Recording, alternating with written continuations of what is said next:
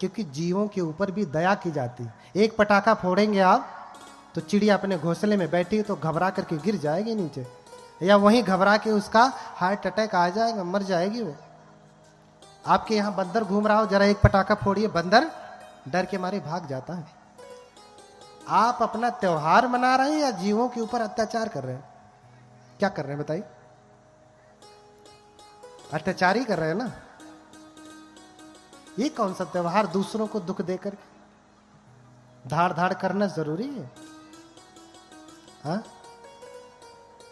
सबसे बड़ा शत्रु हमारा शरीर है। अभी खूब मिठाई खाया होगा, खूब बढ़िया बढ़िया चीज खाई होगी, जन्म से लेके आज तक आपने अच्छा अच्छा खिलाया पिलाया इस शरीर को, बढ़िया कपड़े पहनाए, साफ पानी पिलाया, हाँ, बढ़िया भोजन कराए, चेहरे पे बढ़िया क्रीम लगाया, बालों में बढ़िया शैम्पू लगाया, कंघी किया, सजाया संवारा, लेकिन एक भी आपकी बात ये मानता है?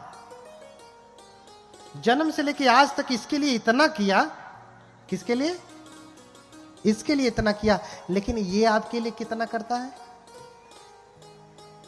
अब भाई जरा परीक्षण कर लीजिए, तर्क मत करिए, अभी परीक्षण कर लीजिए कि अच्छा अपने शरीर से कहिए, हे मेरे शरीर, मैं 20 साल का हो गया हूं, हो गई हूं, या 50 साल, जितने साल के आप हैं, आंखें बंद करिए और कहिए अपने शरीर से, हे मेरे शरीर, मैं 30 साल का हो गया हूं, तुझे आज तक बड़ा बढ़िया बढ़िया खिलाया, कभी भूखा नहीं रखा, हाँ, आज मैं कथा सुन रहा हूं, जरा 2-4 घंटे तक दर्द मत कर, कल कर लेना।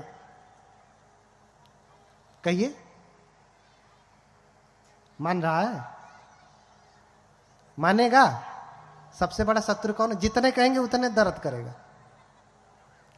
देखो इसको बढ़िया बढ़िया खिलाया मिठाई और हो गया शुगर। बताओ सबसे बड़ा शत्रु कौन है? आपका शत्रु आपको शुगर का इंजेक्शन लगाया है क्या? डायबिटीज का? कौन? ये आपका शरीर। इसे आपने अच्छा समझ करके मेवा मिश्री और बढ़िया मिठाई खिलाया और क्या कर दिया? शुगर कर दिया। बताओ सबसे बड़ा शत्रु कौन है? हाँ, सबसे बड़ा शत्रु आपका ये अपने पेट से कहिए, ए मेरे पेट, अभी कथा सुन रही हूं, प्यास मत लग, भूख मत लग, लेकिन तब से प्यास से व्याकुल है ना। रोज तो पानी पीते हैं, आज कहते थोड़ा आराम कर ले, घर में चल के 1 गैलन पी लूंगा, थोड़ा रुक जा। रुकता है? नहीं रुकता। इसलिए बुद्ध कहते हैं कि ये कुछ भी मेरा नहीं है, ये सब शत्रु है हमारे। अगर ये मेरा होता तो कहते एवं में रूपं हो तू, एवं में वेदना हो तू, मेरा रूप ऐसा हो जाए। अपने चेहरे से जाके कहिए, आप लोग भी शीशा में देखिए, आपका चेहरा है तो कहिए, ऐ मेरे चेहरे, तो किसी हीरोइन जैसा हो जा, किसी हीरो जैसा हो जा। होता है? नहीं होगा। वो सब तो छोड़ दीजिए, कुछ बने ना बने, कम से कम उसे इतना कह दीजिए कि ऐ मेरे शरीर, तू बूढ़ा मत हो। कुछ और नहीं कर सकता तो रुक तो सकता है ना। ऐ मेरे बाल, तू सफेद मत हो। ऐ मेरे चेहरे, तेरे ऊपर झुर्रियां न पड़े। हो सकता है? नहीं हो सकता। इसीलिए भगवान बुद्ध की शिक्षा बहुत आवश्यक है। अनित्य भाव को जानेंगे तभी आप सद्धर्म में लगेंगे, क्योंकि सब अनित्य, सब बदलेगा, हम कुछ नहीं कर सकते। अरे बढ़िया ग्रीन टी पी लेने से भी 1 साल बढ़ गया, लेकिन अंततः फिर बूढ़े तो होना ही है ना। क्या करेंगे? तब भी तो लगना ही है। तो जब लगना है तो अभी क्यों ना लग जाए? अभी क्यों ना प्रयास करें? अभी क्यों ना सद्धर्म का काम करें? क्योंकि ये सब काम हमारे साथ जाने वाले नहीं, ये सब धन हमारे साथ जाने वाले नहीं है। तो देखिए, शुद्धोधन को पुत्र नहीं हो रहे, माता महामाया को पुत्र नहीं हो रहे, बड़ी मनौती मांगे, सब कुछ किए, लेकिन पुत्र नहीं हो रहा है। अंततः जो है ऐसा वर्णन मिलता है कि माता महामाया उपोषित रखती है। उपोषित जानते हैं? देखिए, शब्दों को लेके झगड़ा भी मत करिए। हमारे पाली में उपोषित शब्द है और हिंदू लोग उपवास कहते हैं। हा? अगर शब्दों की व्याख्या किया जाए, उप प्लस वास, हा? उप प्लस वसत,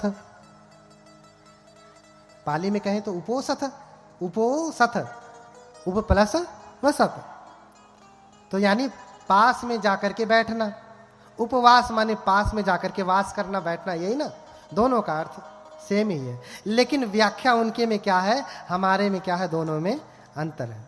उनका दूसरे धर्मों का उपवास का सिस्टम अलग है, हमारे धर्म के उपोषित का सिस्टम अलग है। वहां तो 24 घंटे सरपुतिया का जूस पी के रहेंगे, शरीर को जलाएंगे, लेकिन यहाँ शरीर को नहीं जलाना है, मन को ठीक करना है। क्योंकि सब करता धरता कौन है? करता धरता कौन है? मन है कि ऊपर वाला? ऊपर वाला है, मन क्या करेगा? सही कह रहा हूं? कौन है? कौन है? ऊपर वाला है, ऊपर वाला। करता धरता कौन है? ऊपर वाला। बोलिए भगवान बुद्ध की। इस शरीर के सबसे ऊपर कौन है? बहुत उधर आकाश में मत जाइए। कौन है? ऊपर वाला। ये जब ऊपर वाला गड़बड़ होता है तो एक्सीडेंट हो जाता है। पत्नी से झगड़ा करके गया, अब खिन्ने लड़ा दिया गाड़ी। कौन गड़बड़ हुआ? कौन नाराज हुआ? ऊपर वाला नाराज है। ऊपर वाला नाराज है, अच्छा इससे शादी नहीं हुई तो अब मैं जीऊंगा नहीं, मर गया। कौन नाराज हुआ? भैया कहते हैं ऊपर वाला नाराज हुआ इसलिए ऐसा। ऊपर वाला तो नाराज हो रहा, लेकिन वहां कहां देखते हैं? हाँ, कहां देखना है? इधर देखिए, उधर का छोड़िए, कहां देखिए? इधर देखिए। ऊपर वाला ठीक है तो सब कुछ ठीक होगा। सब कुछ ऊपर वाले के ऊपर निर्भर है, जो चाहे ऊपर वाला कराए। इसीलिए भगवान ने कहा मनोपुबंगमा धम्मा मनोसेठा मनोमया। सारे धर्म, सारे कार्य किसके अनुसार है? मन के अनुसार। मन यानी ये ऊपर वाला, इस ऊपर वाले के अनुसार है। जो चाहेंगे सो करेंगे, किसके अनुसार? मन के अनुसार। तो ऊपर वाला ठीक हुआ। माता महामाया और सुद्धोधन उपोषित का पालन करते हैं। आगे उपोषित बताऊंगा। उपोषित कब कब रखना है, कैसे रखना है, उसका लाभ क्या है। और ये वैज्ञानिक आप मानते हैं तो ये भी आप मान के चलिए कि उसका लाभ भी आपको मिलेगा 100%, है ना। ये नहीं कि ठीक से किया कि नहीं किया, कैसे नहीं, आप करेंगे तो उसका लाभ मिलेगा ही। अगर आपने पढ़ाई किया है, परीक्षा दे रहे हैं तो रिजल्ट आना ही है, इसमें कुछ शंका की गुंजाइश नहीं। करेंगे तो होना ही है, फल मिलेगा। अब ये सुमेध बोधिसत्व अपने गर्भ का अवलोकन करते हैं कि किस गर्भ में जाऊं, कौन मेरी माता होगी। तो देखते हैं कि सुद्धोधन पिता होंगे और माता महामाया होंगी। इधर माता महामाया चूंकि उपोषित रखती थी तो इन्होंने उपोषित रखा। और कहते हैं कि पूर्णिमा के दिन में दान किया जाता है। माता महामाया उपोषित रखती हैं और मुक्त हस्त से दान करती हैं। क्या करती हैं? दान करती हैं। राज दरबार में बैठ करके जिसके पास भोजन नहीं था उसे भोजन दिया, जिसके पास वस्त्र नहीं थे उन्हें वस्त्र दिया, जिन्हें धन की आवश्यकता थी उन्हें धन दिया, जिन्हें आवास की आवश्यकता थी आवास बनवाने का आदेश दिया, आवास बना। जिन्हें जो जो चाहिए था उन्हें वो दिया। और जब धन दे रही हैं तो गिन नहीं रही, हाँ? धन दे रही हैं तो गिनती नहीं है कि 10 रुपए दे रही हूं कि 20 रुपए कि 100 के 1000 के लाख, ना। पात्र में है, हाथ लगाया, जितना आ गया दे दिया। आप दान करते हैं तो क्या करते हैं? पहले ही से फिक्स करके आएंगे, ऊपर वाले जेबा में रख के चल रहे हैं, इतना देंगे। और कभी कभी गलती से अगर प्री प्लान नहीं रहा, आ गए अचानक से और दान देना पड़ गया, तो अंगुली डाल के जेब में से वही 10 रुपये वाली निकले, 50 वाली निकले।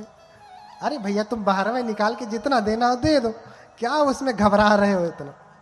नहीं देना तो मत दो, कोई आपसे जबरदस्ती तो वसूल नहीं कर रहा। लेकिन मन, ये ऊपर वाला कैसा है आपका? हाँ, देते समय त्याग की भावना होनी चाहिए। दान क्या है? त्याग है। परित्याग लक्षणा दान पारमी। भले प्रकार के त्याग की भावना ही दान है। आपने वस्तु दे दिया, मन पकड़ा, अरे 1000 दे दिया, रहा होता तो लड़के का फीस दे दिया होता, बर्बाद हो गया। मन से पकड़ा है, धन चला गया, मन पकड़ा है। इसलिए कहा कि परित्याग, भली प्रकार से त्याग करना है। हाथ से ही नहीं त्यागना है, मन से भी त्याग। जब दे दिया तो दे दिया, और नहीं देना चाह रहे तो भैया रखो, इतना घबराओ मत। जब मन बन जाए तब देना। हाँ, कभी कभी कुछ बनते लोग भी होते हैं, अरे भैया लाओ यहाँ करो वहां। कोई सर मुंडवाने से, वस्त्र पहनने से कोई श्रमण नहीं होता, कोई भिक्षु नहीं होता।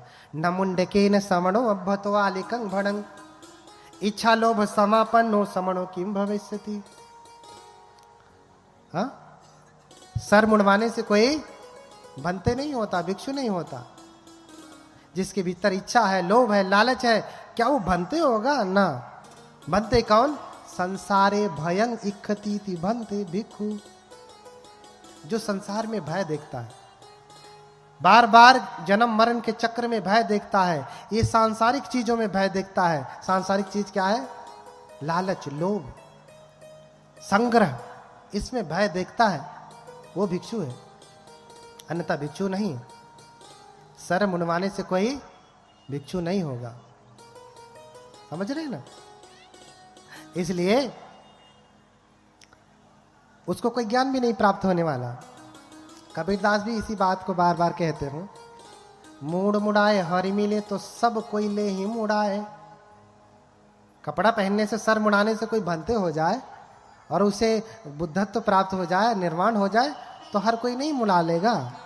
मूड मुड़ाए हरि मिले तो सब कोई ले ही मुड़ाए।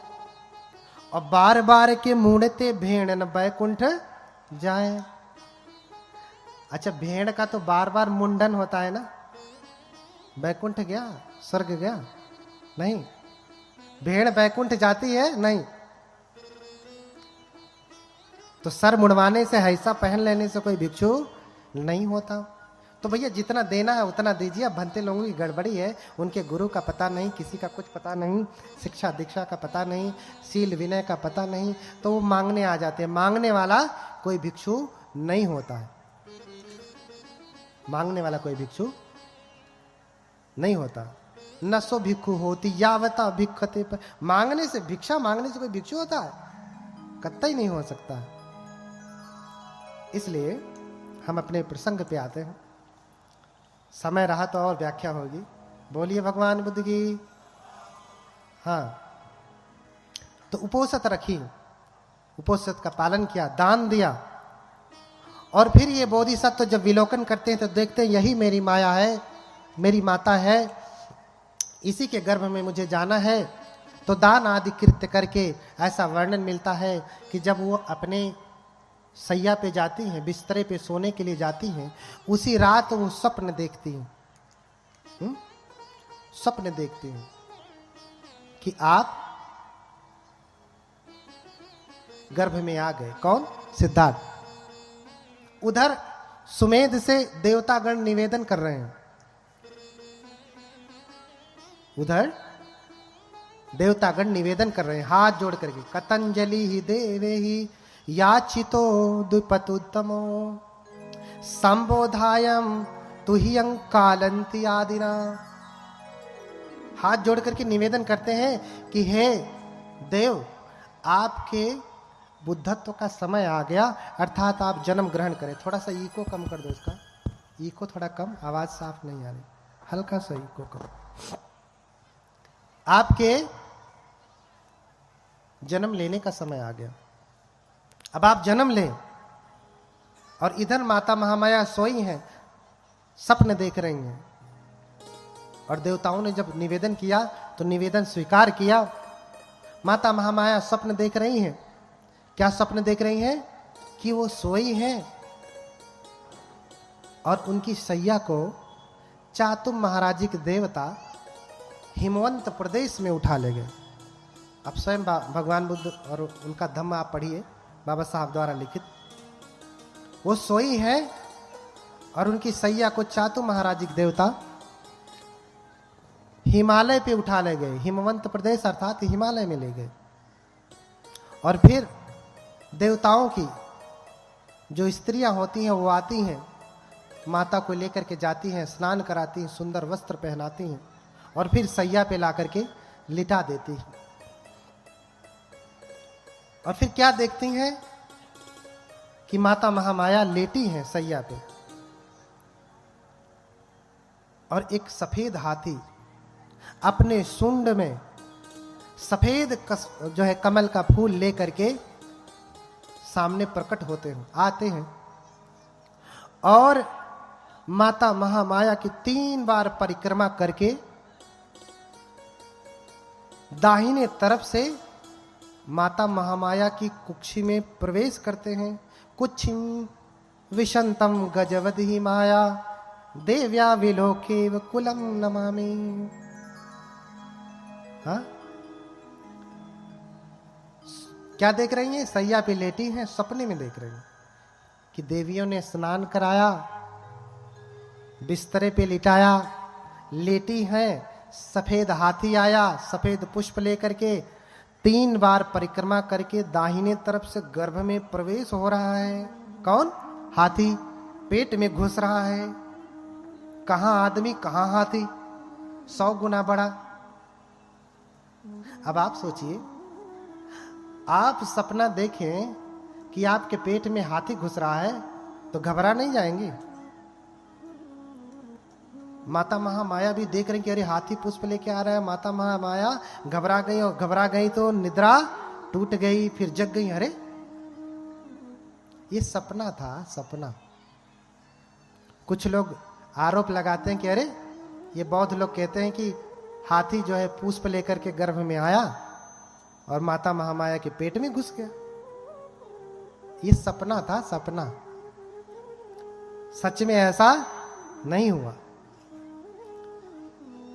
जैसे ही हाथी घुसता है निद्रा खुल जाती है और फिर उठ करके घबरा जाती हैं, पसीने पसीने हो जाती हैं। अपने स्वामी से सुबह बताती हैं कि स्वामी मैंने ऐसा ऐसा सपना देखा। तो राजा शुद्धोधन स्वप्न के जानकारों को बुलाते हैं। 108 स्वप्न के जानने वाले विद्वान ब्राह्मणों को बुलाते हैं, जो केटु निघंटु शास्त्र को जानने वाले, लक्षण विद्या को जानने वाले, सामुद्रिक विद्या को जानने वाले, उनको बुलाते हैं और उनको बढ़िया बढ़िया भोजन कराते हैं और थाल भर भर करके दान देते हैं। 108 ज्ञानी ज्योतिषियों को बुला करके भोजन कराया, दान दिया और फिर हाथ जोड़ करके निवेदन किया कि इसमें से जो योग्य 8 ब्राह्मण हैं वो रुके, वो स्वप्न की व्याख्या करें। बाकी 100 लोग जाएं, 100 लोग रह के क्या करेंगे? व्याख्या तो 8 लोग ज्ञानी लोग कर लेंगे। तो 100 लोग चले जाते हैं, 8 लोग रुकते हैं। तो उसमें उन 8 नामों में रामो धजो लखनो चापिमंती भोजो कौंडन्यो भोजो सुयामो सुदत्तो, ये कौन थे?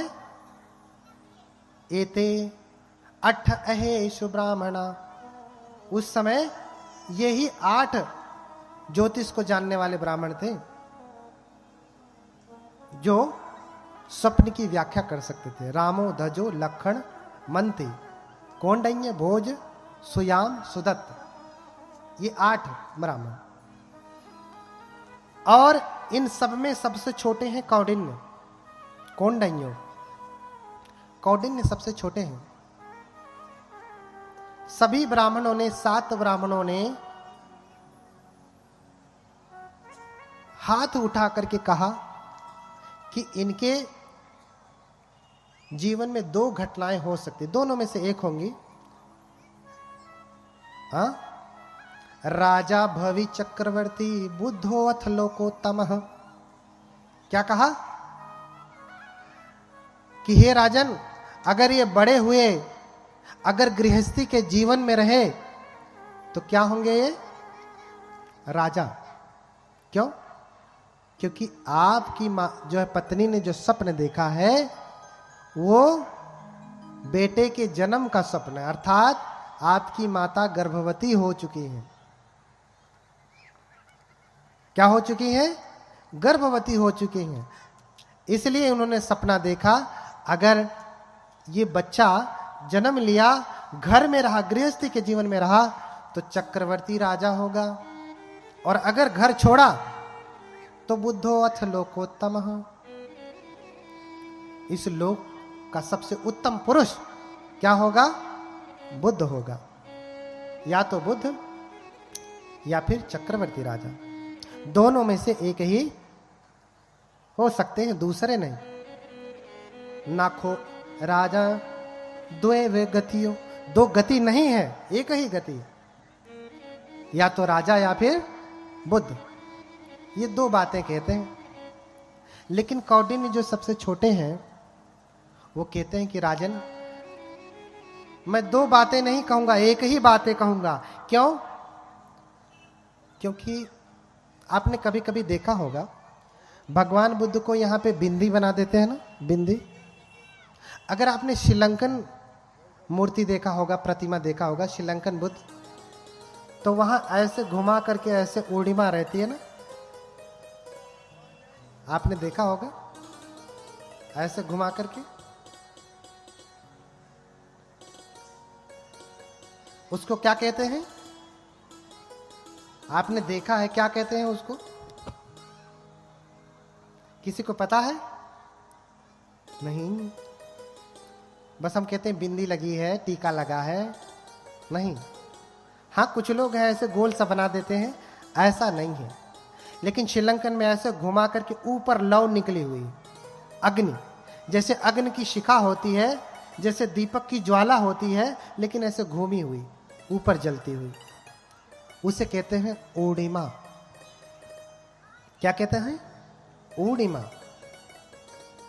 उस ऊर्णिमा के दाहिने होने से वो 2 प्रकार से होती है। अगर ये बाएं की तरफ होती तो ये चक्रवर्ती राजा होते, लेकिन ये दाहिने की तरफ है, इसलिए ये बुद्ध होंगे। और कौंडिन्य ने कैसे जाना? क्योंकि कौंडिन्य जो है मुख्य सामुद्रिक विद्या जानते थे। क्या जानते थे? मुख्य सामुद्रिक विद्या में पारंगत थे, अर्थात मुख के लक्षण को देख करके बता सकते हैं आपका भविष्य, आप क्या होंगे, कौन से स्वभाव के हैं, अच्छे हैं, बुरे हैं, गुस्सैल हैं, है ना, लालची हैं, दानी हैं, सब बता देंगे। उसे मुख्य सामुद्रिक विद्या कहते हैं। हाँ, आजकल तो बहुत सारी वैज्ञानिक किताबें मिलती हैं। लोग कहते हैं ऐसे किया तो उसका अर्थ दूसरा, वैसे किया तो उसका अर्थ दूसरा, मुंह टेढ़ा किया तो उसका अर्थ दूसरा। एक प्रकार से विद्या ही है।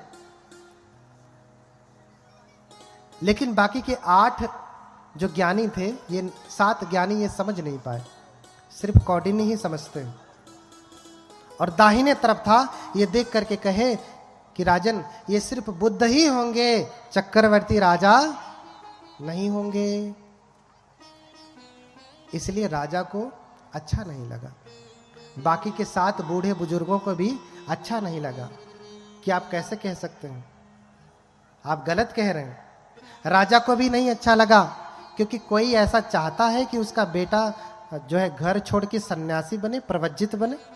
कोई चाहता है? जरा इधर हाथ उठाए माताएं, कोई चाहता है? नहीं, कोई नहीं चाहता। लड़का भले शराबी बन जाए, गजेड़ी बन जाए, नशेड़ी बन जाए, जुआरी बन जाए, शराब पी करके आए, माँ का बाल पकड़ करके जो है 2-4 थप्पड़ लगाए, ज़्यादा बोले तो मुंह पे एक दे दे खींच करके, लेकिन बेटा सन्यासी हो जाए, पूज्य हो जाए, लोग उसका स्वागत करें, ऐसा कौन चाहता है? ऐसा कोई बुद्धिमान तो नहीं चाहता, कोई पागल ही होगा जो चाहेगा ना। तो राजा भी यही सोचता है, व्यंग है। राजा भी यही सोचता है कि मेरा बेटा तपस्वी ना हो, क्या बने? राजा बने। मैं राजा हूं, मेरा बेटा भी राजा बने। मैं डॉक्टर हूं, मेरा बेटा भी डॉक्टर तो बन गया, चला गया मुंबई में शिफ्ट है, क्या करोगे? क्या फायदा है? कभी आता भी नहीं, फोन भी नहीं करता।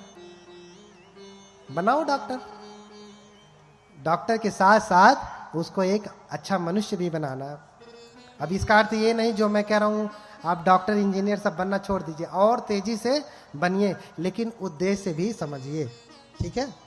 तो राजा खुश नहीं हुए, दुखी हुए, और बाकियों का सत्कार किया, लेकिन कौंडिन्य का नहीं किया।